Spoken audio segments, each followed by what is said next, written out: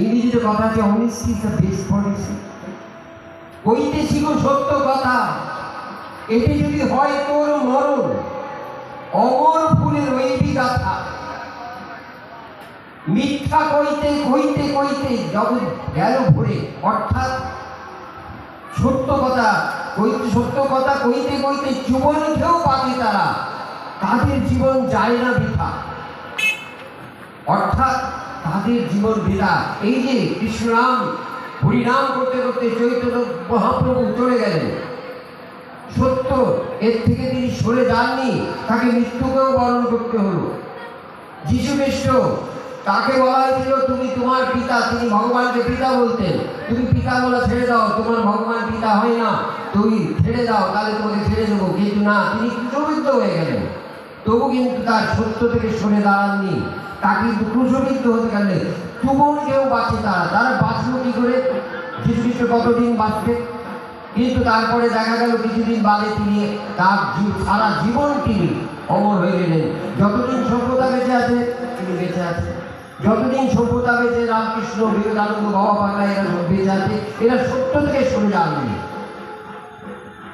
নানাভাবে অত্যাচারিত হয়েছে, সত্য থেকে সরে যাননি। সনাতনীরাও সত্য থেকে সরে যাননি, কিন্তু সনাতন ধর্ম চিরকাল আছে, কত অত্যাচার তাদের উপর যাচ্ছে না। তাই এই সৎ, তবে আবার একটা জায়গায় তিনি খুব সুন্দর কথা বলছেন, সত্য মিথ্যা তারই সৃজন, ঠিক বোঝো যদি বোঝার মতো, সত্য আর মিথ্যা তারই সৃজন। অর্থাৎ কত মিথ্যা দিয়েও সত্যের সৃষ্টি করা যায়। কখনো কখনো দেখা যায় যে একটা মিথ্যা দিয়ে সত্যকে, ধরুন আমি ছোট্ট একটা উদাহরণ দিচ্ছি, একজন পাড়াতে গোলমাল হচ্ছে, ছোটাছুটি হয়েছে, লোডশেডিং, অন্ধকার হয়ে গেছে, তার মধ্যে একজন তাড়াতে একজনের বাড়িতে ঢুকে গেল, মাসিমা আমাকে বাঁচান, মাসিমা আমাকে বাঁচান।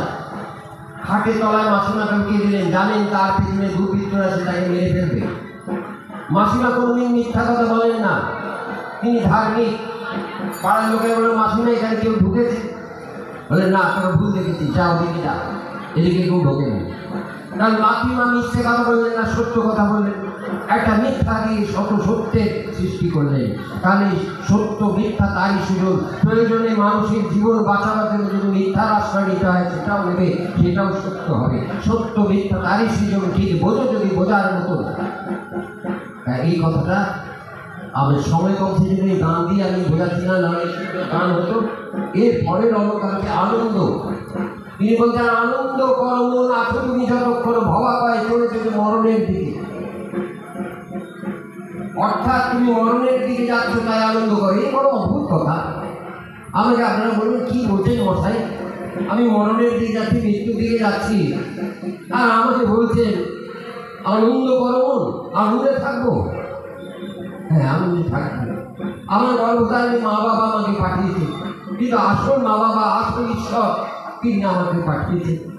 তার কাছে আমি যদি যাই, আমি যদি জানতে পারি তিনি আসল জায়গা, আসি যাবো নিশ্চয়, এই অতি সত্য স্মরণ রাখতে হবে এবং তুমি যে অনিত্য, তার কাছে তো আমাকে যেতেই হবে একদিন। তার কাছে তিনি ডাক করেছে, আমার বয়স হয়েছে, আমি যাবো। তা আমি যদি তার কাছে যাই, আমি আনন্দ করবো না দুঃখ করবো? জাল পেতে ওই মরণ ছলে মহামায়া নেই যে চলে, মরণের ছল করে জাল পেতে মহামায়া দিচ্ছেন, তা আমি আনন্দ করবো না দুঃখ করবো? তাই একটা গানের মধ্যে দিয়ে বোঝাচ্ছি, ভোলা মনটি আমার চরণের স্মরণ যেন থাকে। এটা রাজা গাইবে আপনার এই গানটা, খুব ভালো গায়।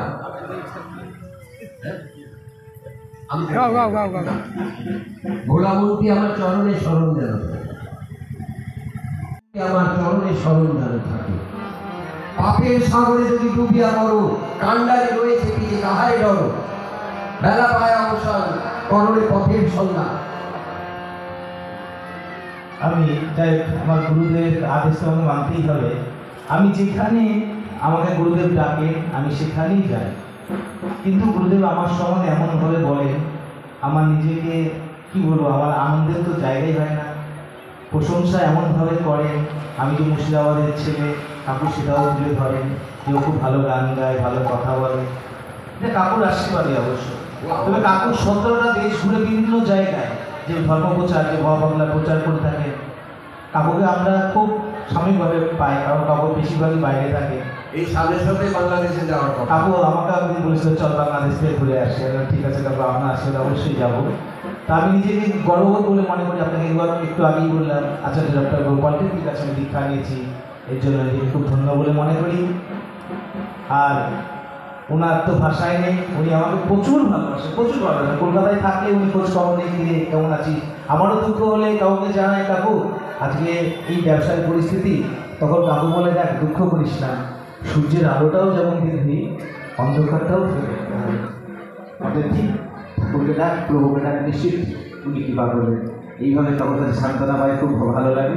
হ্যাঁ কাকুর অনুমতি নিয়ে গানটা গাইছি।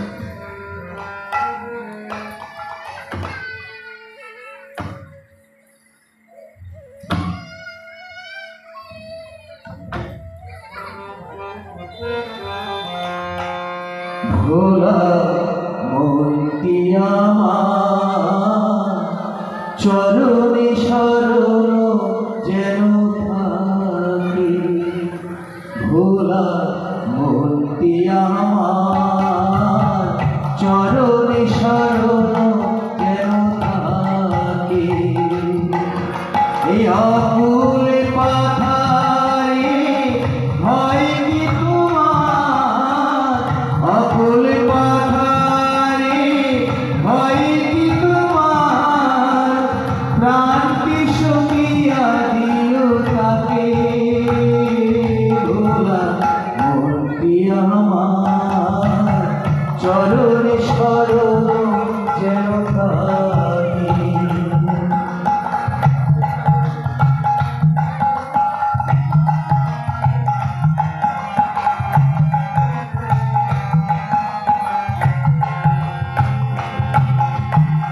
পাপের সাগরে যদি ডুবিয়া মরো, আত্মারে রয়েছে ভিজে তাহারে আলো।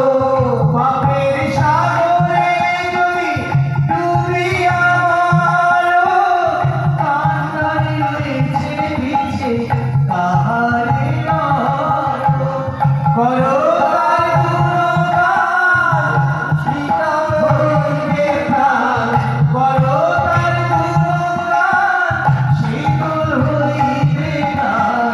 হাসিতে হাসিতে যাবে পুলক গোলকে, চরণে শরণ যেন থাকে।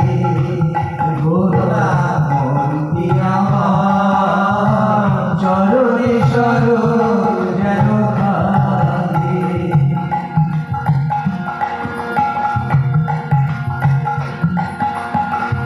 আমার বলি কহিও দয়া, মরণ দিয়া দেখো সবই অন্ধকার। আমার বলি কহিও দয়া, সবই অন্ধকার। আনন্দ করো আছো তুমি যতক্ষণ, আনন্দ করো আছো তুমি যতক্ষণ। ভবা করে চোখ মেলে, ভবা করে চোখ মেলে, ভবা করে চলি চলে মরণের দিকে। চরণে শরণ যেন থাকে। ভোলা মনটি আমার চরণে শরণ যেন থাকে। ভোলা মনটি আমার চরণে শরণ যেন থাকে।